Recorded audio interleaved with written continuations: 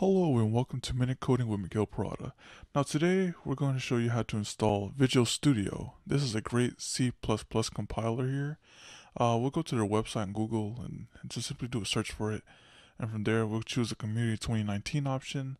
It'll automatically download it. If it does not, you can always hit the button there that says click here to retry.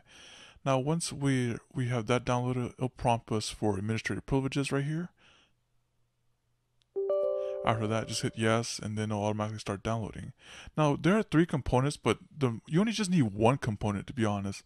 The first one here, the one you saw right there, I just clicked right there, the desktop development with C++. The other ones are optional, I just wanted them.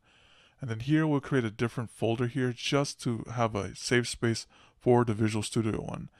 And then we'll hit install, and then this process can take up to 2 hours. After reboot, type Visual Studios, and you're good to go.